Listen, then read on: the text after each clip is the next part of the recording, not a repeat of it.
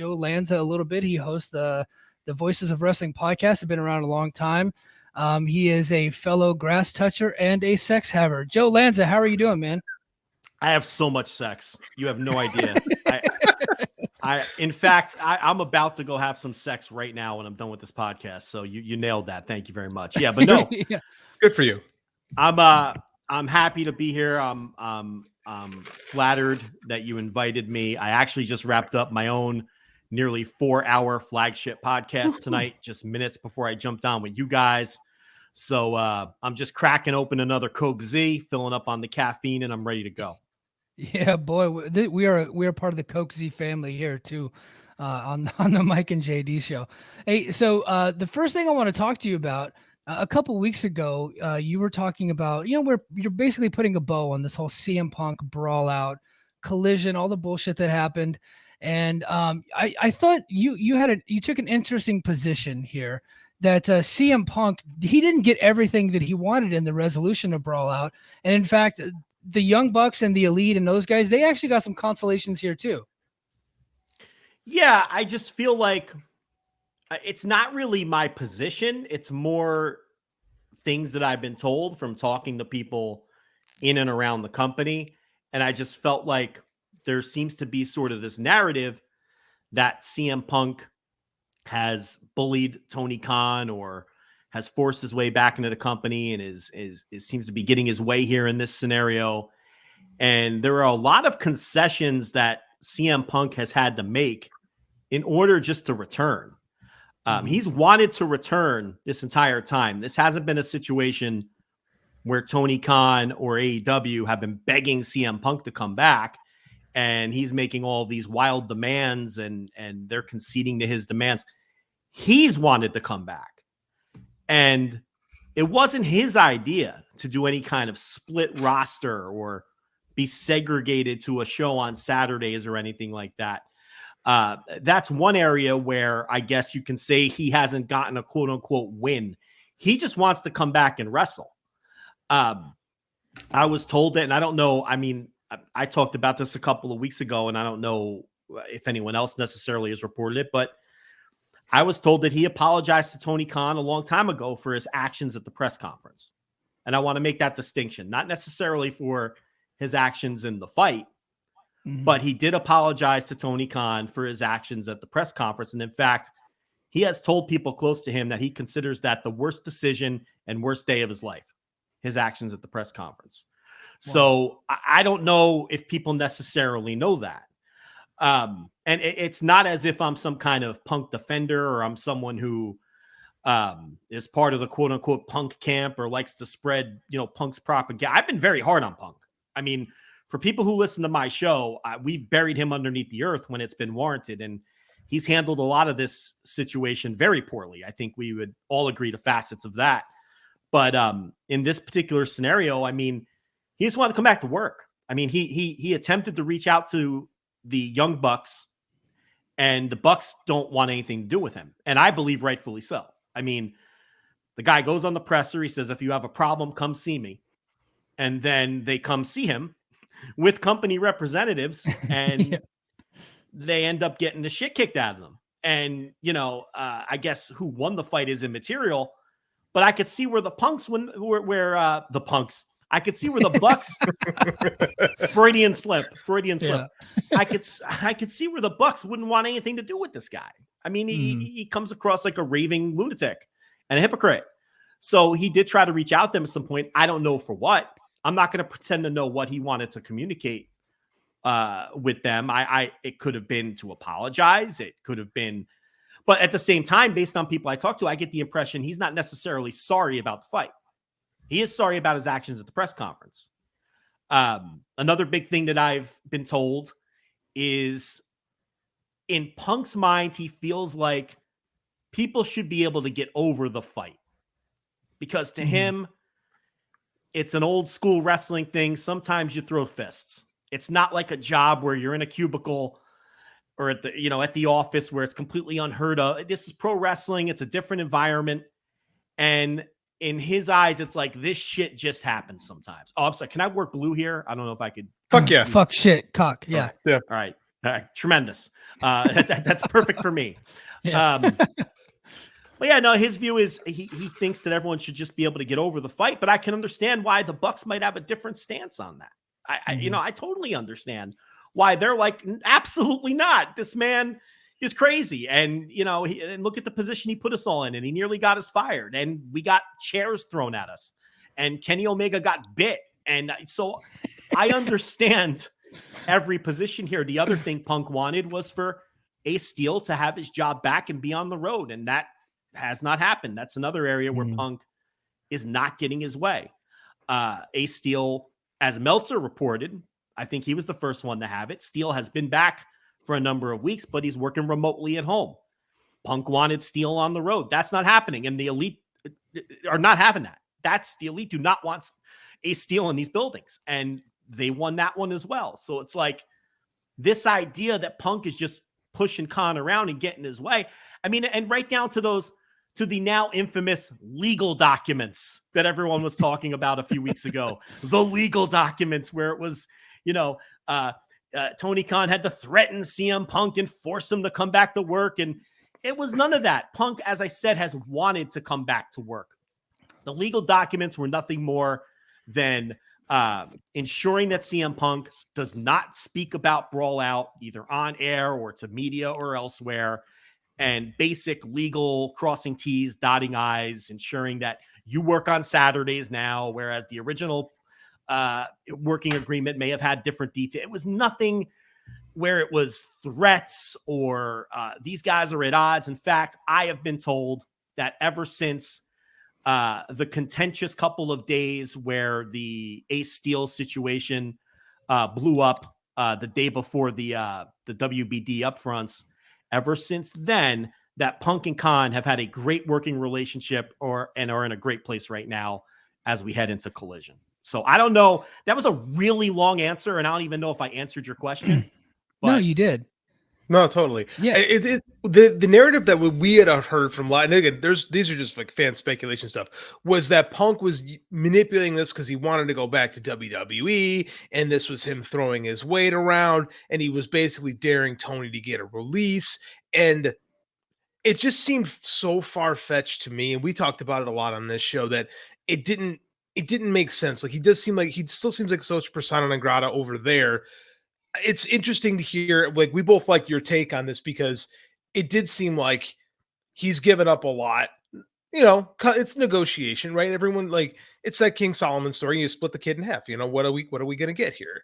And it just seems like that makes a lot more sense than Tony Khan just rolled over for CM Punk. No, I've never heard anything about Punk trying to be in a pain in the ass and force a release. I've never heard anything like that. Can I sit here and tell you definitively that there haven't been days or times where CM Punk has told people, fuck this, they should just fire me? I don't know. Maybe it's CM Punk. I mean, right. The wind can blow a different way, and we all know he's very temperamental and emotional, and so I don't, that's very possible. I personally have never heard that, though. I think that one of the fascinating things about CM Punk being so temperamental, and he's a hard guy to read, is because he doesn't drink. Like, at least like when someone gets drunk and they're being an asshole, it's like, oh, well, maybe if he stops drinking, he'll be better. But this guy doesn't even drink. He's just kind of like, this is just him. He's got that kind of personality. I don't think the Young Bucks know what to do with him, because the Young Bucks, to me, come across as very passive aggressive, and he just isn't like that. He'll just tell you to eat shit. And some people like that are hard to deal with. And it feels like that's the situation here, where he's coming from this different generation where they're very in your face about stuff, and they'll tell you exactly what they think. But some of these newer guys that they kind of came up differently, they don't really like to do that. It's kind of a unique thing, in that he's really he's having a hard time navigating the politics of that locker room. Well, it's funny, because I don't think the Bucks drink either. No, I don't think so. Maybe these guys all just need to go out and get blasted together or something. But I mean, it's funny because I don't drink, so I don't even know what it's like to be drunk. But me either. So none of us drink, but we're criticizing these guys for not drinking. But look, I could totally see where the Bucks and Punk would not get along. I know that they're is a contingent of the locker room who have Punk fatigue and they're just tired of the shit. And I know that there's a smaller contingent of the locker room, I should note, that I hear think that the Bucks are, like you just said, passive aggressive, and they're not too fond of them, and then there's a larger group in the locker room, and probably the largest group from what I understand. And I'm sorry, I'm losing my voice. I've done like 7 hours of audio today. There's a larger group in the largest group of all in that locker room are people who genuinely don't think it's any of their business, and they just want to come to work and wrestle. And they might have opinions on what went down, but they're not sharing them. They don't think it's their place to share them. And at the end of the day, they think it's the Elite and Punk's business and not theirs. And they just want to be told when to come to work. And there seems to also be this idea that it's just this split in the locker room and everybody's on the side. And that's at least not the impression I get from the people I talk to at all. Now there are people who strongly dislike the Elite, and there are people who strongly dislike Punk for sure. But I don't think those sort of tribes are as big as the perception, as the public perception. Sounds like a workplace where you just don't like everybody you work with. Pretty much. Or a football team, right? Or in JD's world, like a wrestling team. JD coaches wrestling. Like, of course you're going to get drama, especially when you got a lot of supercharged people. And now you got like athletic people, and there's also creative people. It becomes a whole mess, and personalities are unique. But I'm really glad that the whole brawl out thing seems to be over. Punk is coming back. And Joe, right before we went on air here, Sean Ross Sapp broke the story that it looks like CM Punk versus Kenta is being discussed. And then JD and I, we were talking to somebody else, and it looks like it's more than a discussion at this point. It actually, it could get serious. Have you heard anything about this, and what do you think about this? No, I haven't. That would be news to me. I think it's interesting because Kenta's been chirping about that match for years, obviously with the go to sleep and all of that. And Kenta is based in the United States, so it'd be pretty easy to put together. He doesn't keep the full New Japan schedule in Japan, so it's a match that makes sense. And if it's something that Punk wants to do, then I think it would be relatively easy to put together. So that's interesting and that's good. Kenta is my all-time favorite wrestler. So anytime Kenta can get back in the mix, and I know he's a shell of his former self, and he's kind of reinvented himself as more of a character guy than a great bell-to-bell wrestler with all the injuries. But shit, I mean, I'd be all in on a CM Punk Kenta match. That'd be a lot of fun. I think a lot of the AEW fan base remembers Kenta for being Kenta, not this version. So I think if you say CM Punk versus Kenta, that's going to rile up a lot of AEW fans, right? That's going to get a lot of people excited that listen to shows like this and watch the program. Or the people who sold out Forbidden Door. Yeah, exactly. Yeah. Speaking of Forbidden Door, we got the co-main events announced. CM Punk and Kenta at this point hasn't been announced. It's just a rumor at this point. But so is Sapp reporting that that's a potential Forbidden Door match? Punk yes, he's reporting that it's being discussed. It's like a discussion. JD and I are hearing that it might be even more serious than just a simple discussion. So right, but we don't know at this point for Forbidden Door. Specifically, yeah. Forbidden Door, yeah. Oh, that'd be really cool. Yeah, it's a perfect place to do it. Yeah. But the two matches have been announced: Danielson versus Okada and Ospreay versus Omega. JD, I haven't asked you about this yet, but I want to get Joe's take first. Joe, what do you think about these two matches being the co-main events here? I mean, as a filthy smark that I am, I don't know that I can put together two better matches on purpose. I really don't think I could, based on who you have to work with on the two rosters. I think it's just I think most people who are fans of both companies and they're just filthy smarks like I am, I think those are the two matches you would do. I mean, I think it's just perfect. I think Tony Khan is on a fucking mission to make Forbidden Door one of the greatest wrestling shows of all time after what he went through last year. And one day that story is going to be told.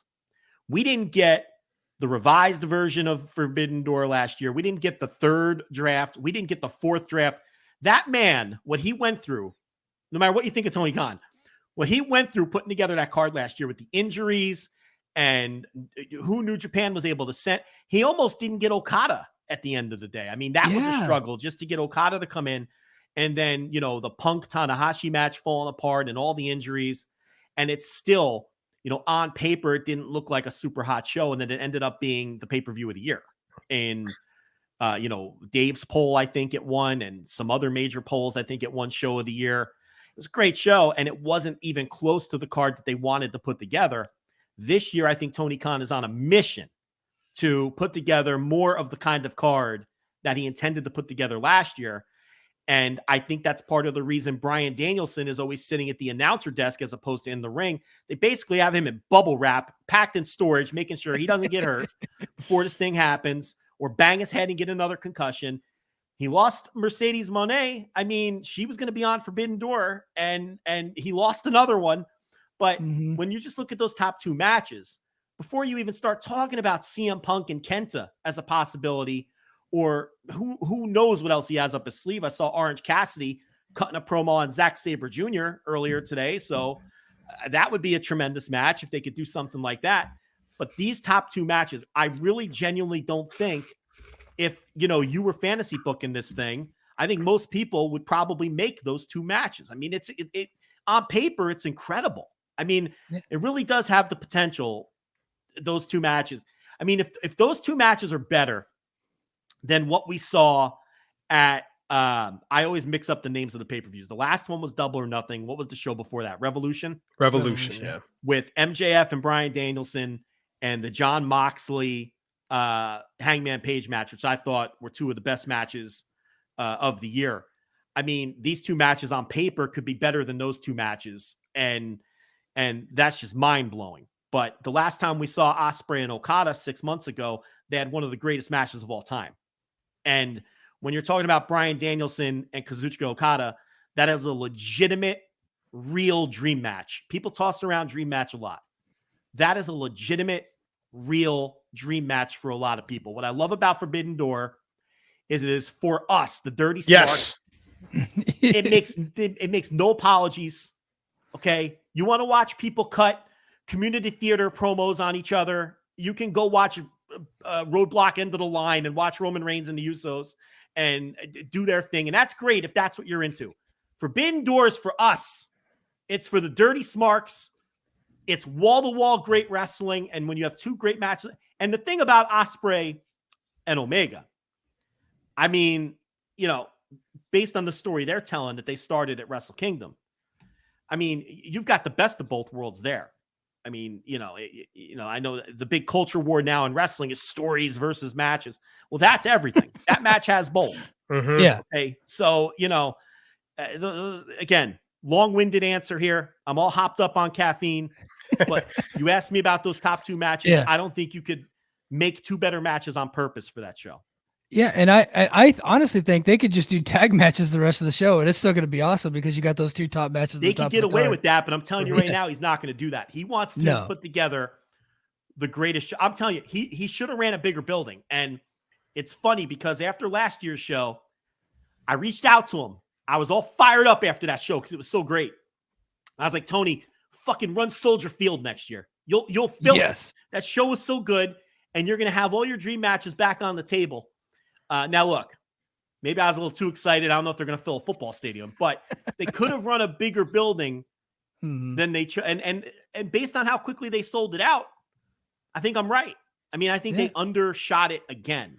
Oh, 100%. I was there. I was in the building with that show, me and my kid, and there was just this electricity, and it was just the discourse going into that show was, who is this for? Who does this really appeal to? And it's people like us that love pro wrestling, and that's what I like about this company is there's no successful television program aims to appeal to people who don't like it as much as wrestling thinks that that's what you need to do. Like no other successful show is worried about, well, how do we get people who don't really like our program to watch this program, right? Every other show is like super steep in continuity. They want people who are invested long-term. And if you are a long-term pro wrestling fan, that show had everything. Like that show had everything that you have loved about wrestling for years wrapped up into one. And it was so awesome to be in that building with a bunch of people who care about wrestling on the same level that I do. And I'm bummed that it's not in Chicago this year, but I can't wait to see this match. I can't wait to see Danielson and Okada. Like that's everything I want in pro wrestling right there. And I'm thrilled that it's going to happen. But JD and Joe, don't you guys feel bad about these poor neglected casual fans? Like, who's going to think of them? Like, what are they going to do? What are they supposed to like? Yeah, I mean, like I said, the roadblock end of the line is right there for them, or fully loaded, whatever whatever WWE's doing these days. I love citing pay-per-views that haven't been run since 2007. That's something I love to do, but because I can never remember the names of shows, it's just something I struggle with. Because they don't matter. I was at Fully Loaded 1998 when it had the contest between Jacqueline and Sable, and they had a best 2 out of 3 falls match between The Rock and Triple H. So I am a Fully Loaded fan from 1998 anyway. Yeah, I remember the logo. I don't care. I remember the logo. It had the fuzzy dice hanging on the mirror of the car or whatever. Yeah. Fully Loaded. Remember that? Yeah. So, I wanted to get into Collision. So we've got episode 1 coming up. We have the main event has been announced. It had been rumored for a little bit, but CM Punk and FTR versus Samoa Joe and Bullet Club Gold. And it looks like CM Punk and Samoa Joe are probably going to be lined up in a feud. I don't know if it's going to lead towards a Ring of Honor pay-per-view. I don't know how all that's going to shake out, but it looks like CM Punk and Joe, the first feud for Collision. We got the big main event set. What are you thinking about Collision, and how is all this going to shake out? So, I can tell you guys what I heard today about the main event for episode 2, which is the same thing I've been. Go ahead, Joe. Just 1 second. If you're going to break some news, I got to hit the button. Hold on just a sec. Breaking news.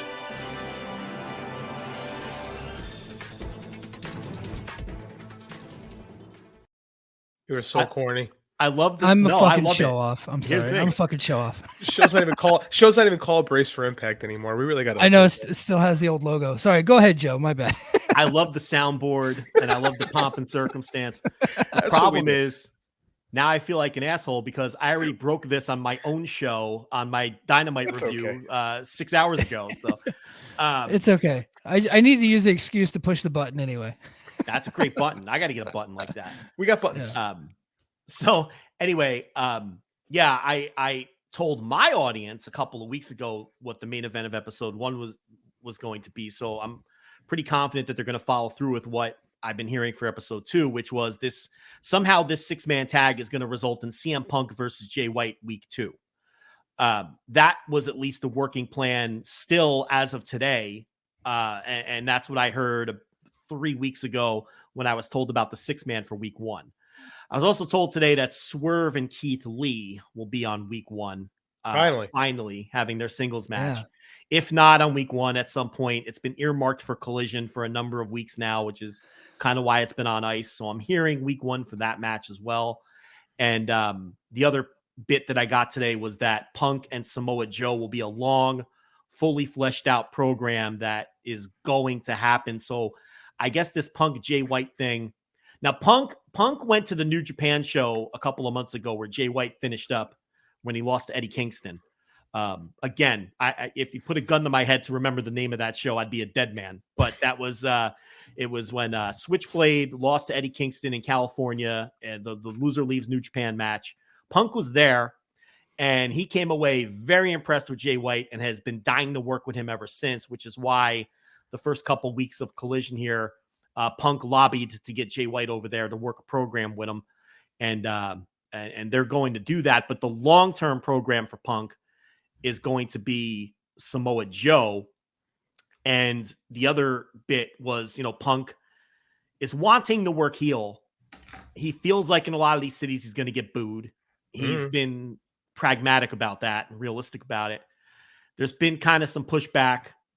They want him to work babyface as long as possible because they feel like they need that to help sell tickets.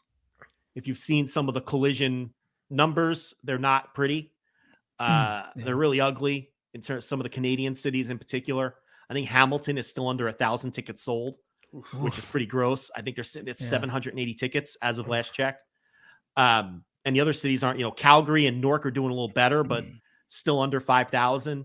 Now Chicago, they're over 8,000 already. I think by the time the day of the show, they'll be creeping up to 10,000 tickets sold. with Walk Up, and after they announce some more matches, they'll probably hit 9,000 for sure.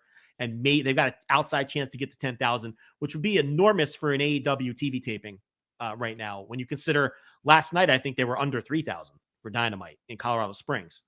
So that would be huge. So Chicago's a win, but all we know now is, Chicago seems to still be able to be a town where Punk can draw, but he hasn't had any effect in these other cities yet for these collision dates. And that has to be a little concerning. And I think that's maybe why they're pushing a potential heel turn back a little bit in the plans. But I do expect it to happen at some point. Has Collision been announced yet for TSN in Canada? Like, do they have a TV deal for Collision in that country? Someone from Canada would know better. As far as I know it, that people in Canada still have no idea how they're going to watch the show. So that can't help with trying to sell tickets. Yeah. And some of these shows were initially advertised as house rules shows, and then they were switched. So it's a mess. The whole Canadian thing is a mess. But again, you look at the ticket sales right now in Toronto, Calgary, and Newark, New Jersey. And Newark, New Jersey, it's Prudential Center. That's a gigantic basketball arena. And they're only set up for like 5,500 seats. Wow. That's it's bad. It's not good. There's no way to sugarcoat any of this. So I don't know if it's Punk fatigue outside of Chicago, or if it's people just still not be quite sure what Collision is going to be. Maybe they think it's just going to be Rampage 2, where it's inessential. It's hard to say. How can they not, though? Because, and I heard you talk about on your show that whenever Tony says, hey, we got this new big thing coming out, he really hasn't delivered. Battle of the Belts was supposed to be like Clash of the Champions. That didn't really happen. Rampage was supposedly said, oh, it's going to be like another Ace show. Well, that didn't really happen.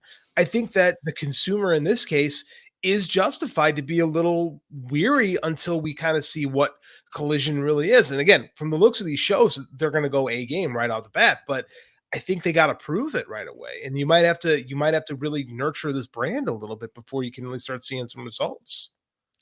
This will now be the 6th attempt of AEW starting. Is it that many? Well, yeah, let's go through it. So other than Dynamite, Rampage, we were told was going to be an A show, and it was for a little while. It absolutely was. And Tony lost interest. Yep. Like you mentioned, Battle of the Belts. That's number 2. It's supposed to be like Clash of Champions. They only got an hour, and it ended up being all of the C&D belts, the FTW title, ROH 6-man belts, 3rd-tier belts being defended. And now it's basically an extension of Rampage in the middle of the night. Dark Elevation started off as a storyline-driven show. Kenny Omega was on it every week. He worked that program with Matt Sydal, if you remember when it started. And they had all these great personality profiles, and they lost interest in that, and it turned into Dark 2. Dark itself, now this one you can't really kill them for, because pre-pandemic, Dark was mid-carders in 50-50 matches. It wasn't filmed in the arenas. The pandemic is the reason Dark changed. And so that one, I give them a pass. And, once the pandemic happened, it became sort of a tryout show, and they found a lot of good talent with that model. And, it remained a squash show after the pandemic ended, but we can give them a break on that one. The 5th one I'm going to throw in there is Ring of Honor, because he tried to get a television deal. Warner Brothers Discovery wasn't interested. He wisely didn't shop it around, even though he legally could have. Because he didn't want to step on WBD's toes, which would be not smart with a new television deal coming up and everything else. So instead, he has parked it on his streaming service. And I would say that that's not the show a lot of people were expecting or what was intended. It's kind of in a holding pattern. That's 5 shows now that's either started as something else entirely and have been, they've lost interest in. So this is show number 6. And you're right. I think the consumer has reason to have doubts that Collision is truly going to be on the level of Dynamite or even close, because they've had 5 other cracks at this, and those 5 other shows to, a non-super hardcore AEW freakazoid are totally inessential. Do you think that the rumors that there's going to be some type of brand split where you're not going to get the full AEW experience on these Collision shows, do you think that's hurting it too? It could. I mean, I think anything's on the table. I think, booking some of these smaller towns in Canada, like Hamilton and places like that, can't help. I think what JD just brought up about, people not being sure whether it's going to be a true A show has an effect. I think there's some Punk fatigue. And I think what you just said, maybe people think they're not going to get the full AEW experience. You know, it is all elite wrestling. Yeah. And if you don't think you're going to get the Bucks and Kenny Omega, that could be a big factor. Absolutely. It's a bit of an uphill climb to get this. So, I mean, like, they've got it. And again, we've seen kind of the previews, you know, we kind of talk. I imagine we talked to some similar people. So, I mean, we've seen kind of the previews of what this first episode can be. And it kind of has to be a home run. Like, there cannot be a slow burn with this show. It's got to be guns blazing. Something big has got to happen right away, or else it's just going to slide by. And this one's really going to hurt, right? Because the college football's coming, and it could get really ugly come fall.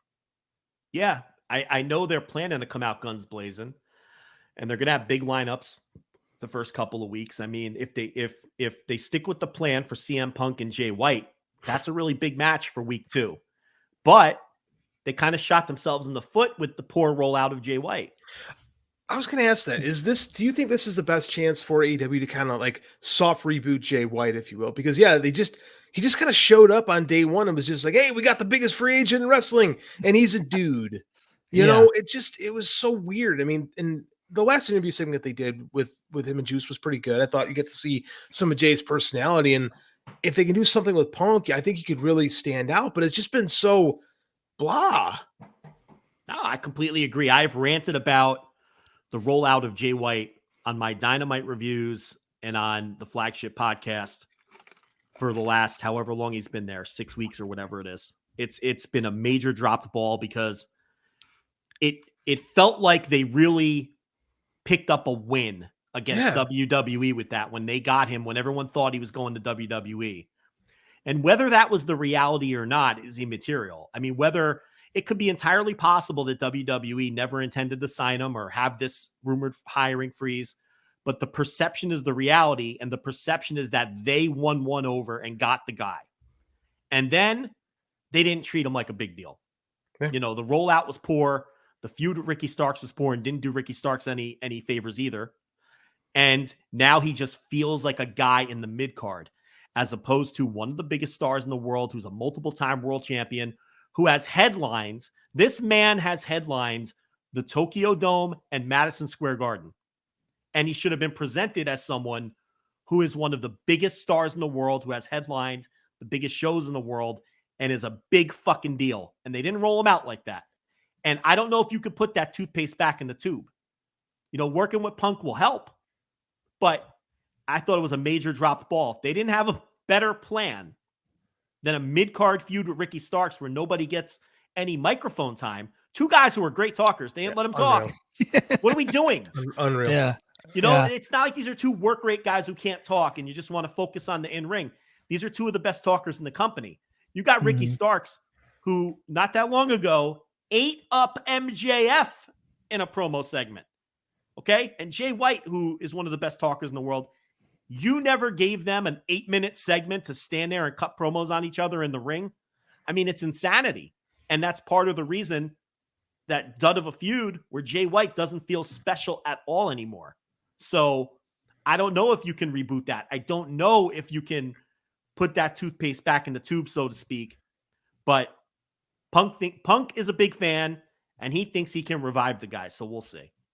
And go ahead, JD. No, I was saying this. We talk AEW creative issues have been a big talking point this year.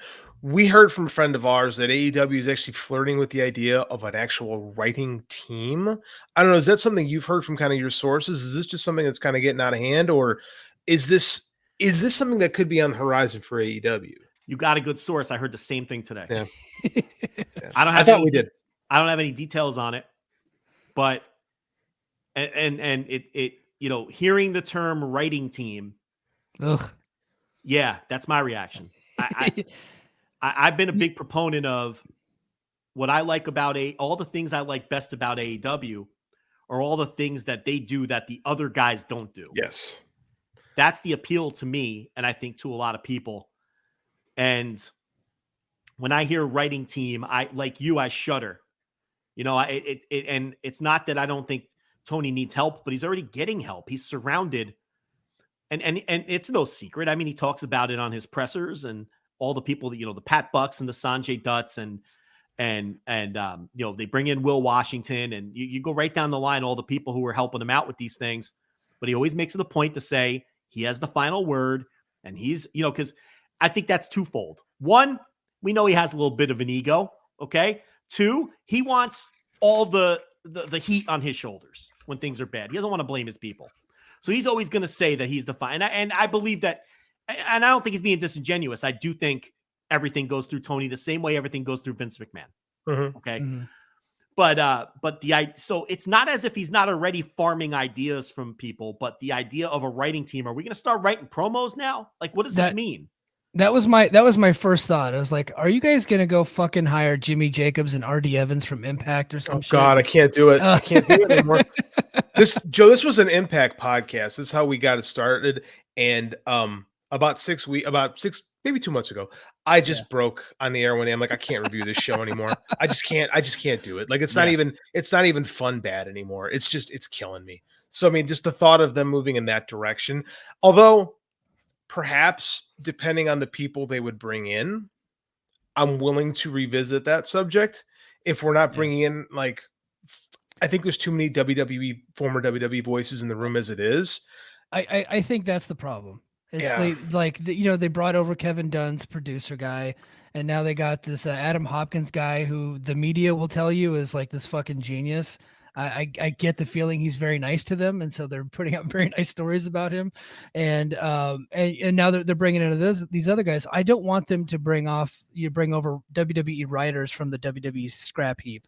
Whenever they churn out their writers, these burnt out guys that got abused by Vince McMahon, and they're finally gonna. I know, or we're going to bring over Greenfield that was on MLW for a while. You know, all these guys. Like, I don't know. I'm just not interested. Just let them fucking talk, man. Just let them cut promos. Yeah, you know, the last pay-per-view cycle, a big theme of mine on my shows was that the show felt very unlike Dynamite and unlike AEW, and I felt like there was a lot of WWE type things creeping into the show that we hadn't seen previously for a run of about 5 or 6 weeks there before the TV got a little better right before the pay-per-view. But you look at some of the people in the room, other than the ones that you've named. I mean, I know for a fact Pat Buck is a great guy. And I know I don't know Pat Buck, but I know a lot of people who know Pat Buck because I'm from New Jersey, and you know, he ran WrestlePro there for years. And I know, you know, some people who have, you know, wrestled for him and things like that. And I know but he has a very WWE brain when it comes to his creative. Mm-hmm. And Sanjay Dutt, the same thing. He's very sports entertainment centric with a lot of his ideas, and he's a great guy. And I thought he was a great hire, you know? But so I felt like a lot of WWE tendencies were creeping in during that last pay-per-view cycle. And it really got me to thinking that maybe there was a change of course when it comes to just the general idea of what direction Tony wanted this show to go in, maybe an attempt to appeal to a different subset of fans. I don't know. It concerned me, but it turned around as we got closer to the pay-per-view. But yeah, when you hear the term writing team, it brings all those fears back. Mm-hmm. You know, it's a little scary. It's the same reaction Mike had where he kind of grunted when he said it. I don't like the thought of it. I don't like hearing, because I think that's been, you know, it's the reason I haven't personally connected with WWE in 20 years. Ditto. Same. I mean, we talk about that a lot on this show. I mean, where do you think it seems like Bryan Danielson has really grown in influence. And when we think of Bryan Danielson, we think of a traditional pro wrestler, but I'm wondering because he was there a long time. Where do you think his sensibilities really rest? Is he more of a sports entertainment guy than we realize? Maybe. He's undoubtedly picked up a lot of influence, you know, in the room, so to speak. There's no doubt about that. And I know he has a major hand in a lot of the Collision stuff. And I don't think it's an accident that Bryan Danielson and Samoa Joe are on the Collision side, because I think Tony understands, and this is just my speculation. This is not something I've been told. Mm-hmm. This is Joe Lanza speculation. But I have those perfectly honed instincts. So you can, so anyway, I think Tony feels like he knows that people like Bryan Danielson and Samoa Joe are people CM Punk respects. Yeah. And it's smart to surround him with those kind of guys because he's less apt to lose his shit if those kind of guys disagree with him on something. And he's more apt to go along with those guys because of the respect he has for them going back all these years and all that. He sees them as old school like him. And I think there's an element of that. But Danielson has picked up a lot of influence. And you're right. He was on the WWE creative team for a little while. Mm-hmm. And he worked there for a long time. And we know he has a lot of old school, traditional, smarky sensibilities, but I'm sure there's a little, and he's close to Vince. Mm-hmm. So and he sees Vince as a mentor in a lot of ways.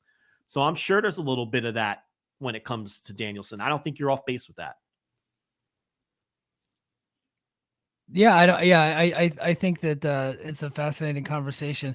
Hey, before I ask you this next question, we're coming up on time here. Some of the audience might accuse me of maybe trying to get you riled up, but I'm gonna ask the question anyway. I think I told JD I intentionally put this in here so you could shit on it. I was wondering why that was in the notes this week. Continue. Yeah, Joe, is the Bloodline cinema? Oh God, the fucking Bloodline. Okay. All right, great. You're lucky this is like my 7th hour of audio and I'm losing my voice. Because, man, I don't know if you're going to get a traditional Joe Lanza rant here, but I'm going to try my best. But what is your question regarding the Bloodline? Is it cinema, sir? That's is what it Twitter cinema? tells Yeah. every week that this is cinema. You see these idiots out there, and apparently they've never seen a fucking movie. Ryan Satin, asshole. Compared, I'm pretty sure 100% convinced that he thought The Godfather was a Scorsese movie, by the way. I don't think he was trying to be ironic or funny. I think he's a fucking idiot. And he absolutely thought that. But so you got all these people all over Twitter and even in some Discord places where they're saying they're comparing the Bloodline, the acting that you see in the Bloodline as cinema. Like they're at the fucking movie theater watching a movie. I cannot stand the Bloodline. I understand it's a hot storyline for them and that there's an entire new generation of wrestling fans who really connect with this kind of storytelling. You can't deny it. I mean, You saw the quarter hour it popped last week on SmackDown at the end of the show. People have really bought into this thing.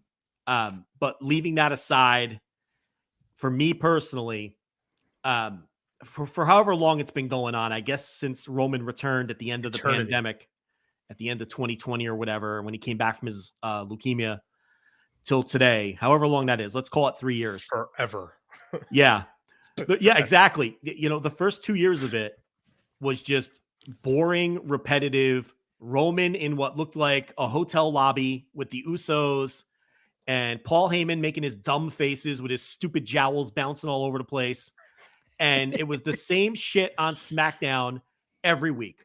It's Roman bullying the Usos. Jay's one of them. I don't even know which is which, but one of them is nobody's bitch. The other one is the right hand man. And they were just repeating this storyline for 2 years.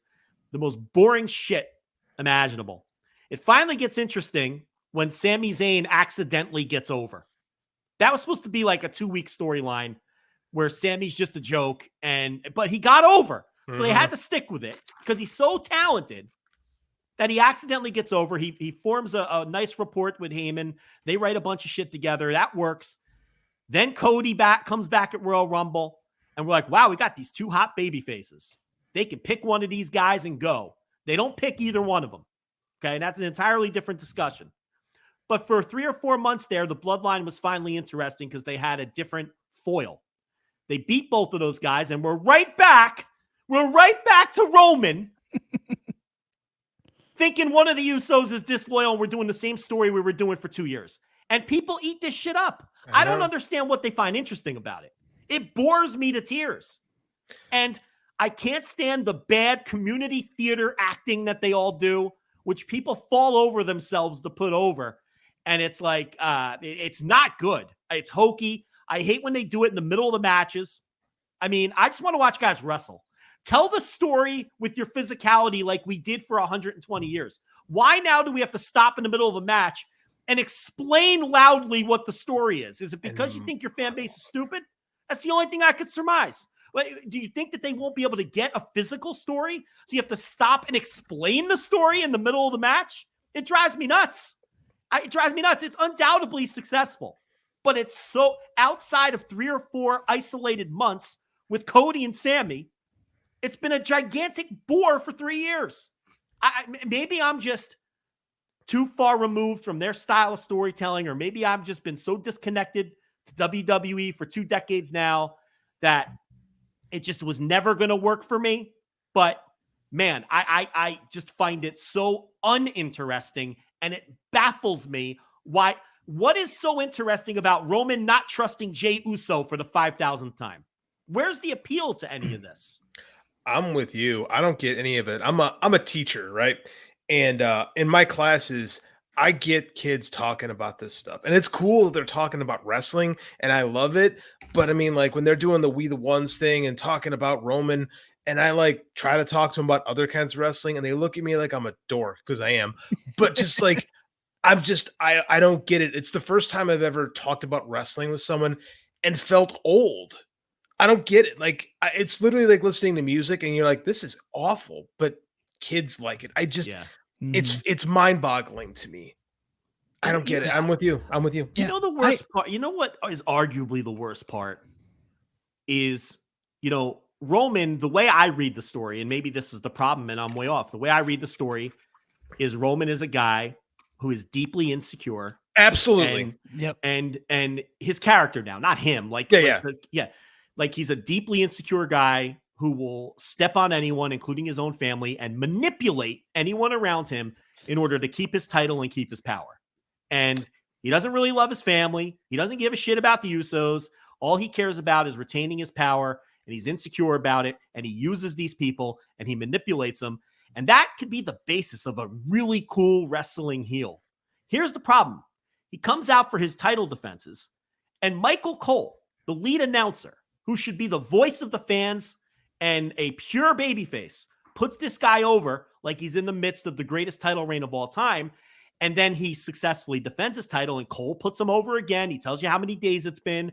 He says how dominant he is, when the story should be, this guy continues to manipulate his family. He cheated again to keep his title. And when are we no longer going to be under the thumb of this heinous Roman Reigns who has this company hostage? That should be the tact that the announcers are taking. And he should be presented as this evil, manipulative heel, because that's what his actions are. But they present him like he's some conquering hero having an all-time title reign, comparing him to Bruno Sammartino. And I don't understand the psychology behind that. I'm with you. And that's not the character he's playing. Again, I'm a writer, so like I look way into this stuff. I get a little into the lore. Like he is a failed babyface, right? This whole character stems from the fact that people hated him. They hated him as the champion. They hated him as the number one good guy. So now he's got this severe insecurity, right? Because this could all go away at any minute. So he's built this fake wall around him, and he knows it could all come toppling down, which is why he's got to manipulate these people like chess pieces. Again, this is when you explain it like that, it sounds like, wow, this is actually really good TV. But there's this gigantic disconnect. That's not that seems to be the way Roman plays it, but that's not the story they're actually telling. And that's not the way the company tells the story. And it's frustrating. It doesn't make sense. JD, this man's catchphrase is acknowledge me. He's like, they're telling you, he's so insecure that he's telling you to acknowledge him. Yes. It's a cry for help. Yes. That's what it is. And this is where I always get in trouble. But their fan base is too stupid to understand the story, because then they all put their fists up and acknowledge him. They put their finger up and acknowledge him. That's what the kids in my class do. They put their finger up. That's supposed to be the heat. I was at WrestleMania. The biggest babyface at WrestleMania was Roman Reigns and the Bloodline. Like they were worshiping that guy. When he beat Cody, And I thought that everybody was going to be pissed when he beat Cody in that arena. That was a huge babyface pop for him. And you had my whole section that I was in holding up the ones. And I was like the dumb doofus that was like still getting into it because I thought that Cody should have won. I still think that. I still think it would have been better if Cody won. But, you know, and the only reason I went to the goddamn thing was because I was thinking Cody was going to get that moment and he never got it. So I left disappointed. But I got to tell you, the audience loved it. They were happy that Roman cheated to win again. Like they were a part of it. Yeah, they don't, and then they acknowledge him. They stick their finger in it because they don't even get the story. But you know what? On one hand, it's hard to blame them because the company doesn't tell you the story properly.